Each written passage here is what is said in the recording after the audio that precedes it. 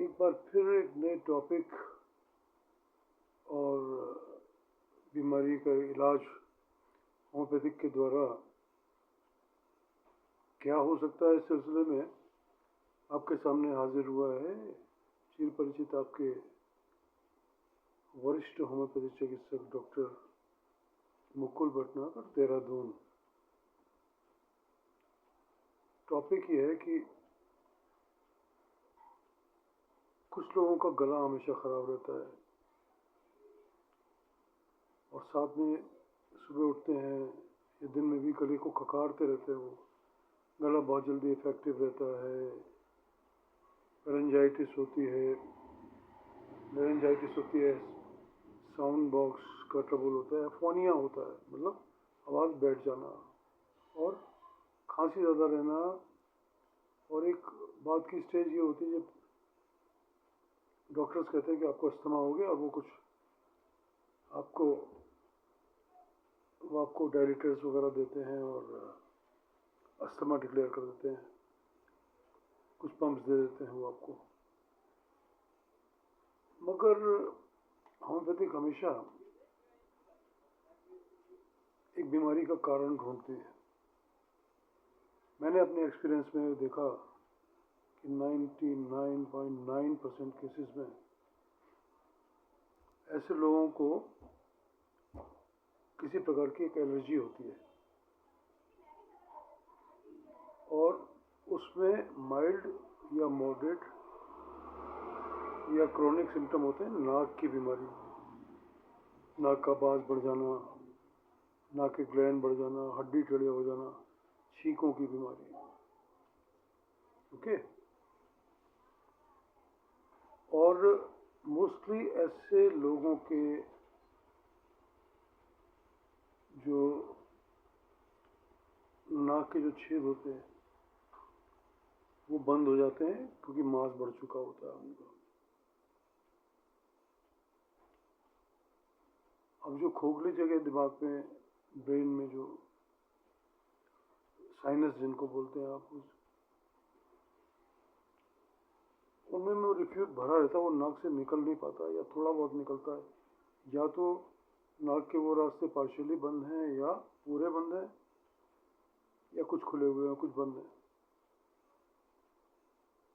तो ना तो वहाँ एयर पहुँच रही है, ना ही जब कोल्ड होता है तो अंदर की झिल्लियाँ जब सूजी रहती हैं तो उसमें जो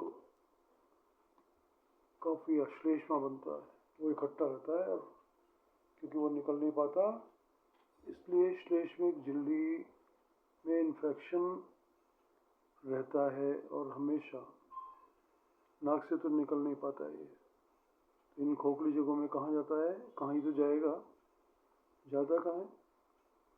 वो जो पोस्टीरियर लेयर है, यानी जिसको अंदर की नाक भी कह सकते हो, दो छेद होते हैं जो गले में खुलते हैं, ये सीधा उनमें जाता रहता है, ट्रेवल करता रहता है, जमता रहता है। और आप सोचते हैं कि कोई गले की बीमारी है, ब्रोंकाइटिस है, अस्थमा है, गले में कोई एलर्जी है, दुखता है गला।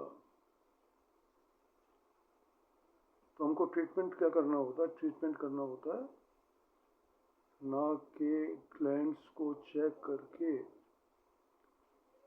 उनको पॉलिप कह सकते हैं आप, या मांस बढ़ना कह सकते हैं, उसको डिसॉल्व करना है। उसके लिए हम बहुत सारी बड़ी अच्छी दवाइयाँ हमारे यहाँ होम्योपैथी में होती हैं, हम उससे ट्रीट करते हैं। हम गले की उनको कोई मेडिसिन नहीं देते हैं। तो केवल उस रास्ते को परमानेंटली खोलना है। और जो एलर्जी है, धूल से एलर्जी है या किसी भी चीज़ से एलर्जी है, जैसे छींके, नाक से पानी होना, इन सब का छुटकारा दिलाते हैं। और ना तो अस्थमा रहता है, फिर ना निमोनिया रहता है। तो बच्चों में तो बहुत कॉमन है कि निमोनिया फ्रीक्वेंटली हो रहा है जी, कहते हैं जी हर 1 महीने में एक बार इनको नेबुलाइज कराना पड़ता है। उनमें ये एडिनॉइड्स की तरह से होते हैं, ये ग्लैंड्स छोटे होते हैं। तब जिनके परिवार में इस किस्म की नाक की एलर्जी या एलर्जिक राइनाइटिस होती है, उनके छोटे से न्यूडेटल्स बच्चों में ये छोटे छोटे ग्लैंड्स के रूप में विकसित होने लगते हैं, जो बड़े होकर के फिर ये पूरी नाक का रास्ता रोक देते हैं।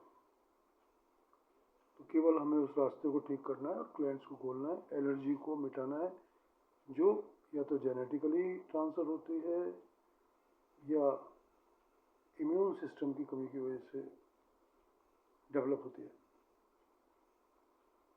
अब उसके लिए बहुत सारी मेडिसिन है हमारे पास। थूजा है, मेटोरिनम है, लैमिना माइनर है, सेंगुइनेरिया नाइट्रेट है, आर्सेनिक आयोड है, सेबेडिला है, फॉस्फोरस है, आर्सेनिक एल्ब है, सल्फर है, ट्यूक्रियम है, हिस्टामिन है, पैथोस फोटेडा है। तो ये तो कुछ दवाइयाँ हो गई, बहुत सारी दवाइयाँ और भी हैं, करीब 30-40 मेडिसिन हैं, जिनमें से हमको सिम्टम्स के हिसाब से और कॉन्स्टिट्यूशन के हिसाब से सेलेक्ट करना होता है। और बहुत जल्दी इसमें क्योर होने लगता है।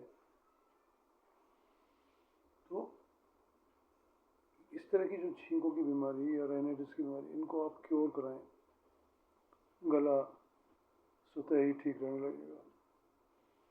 Thank you.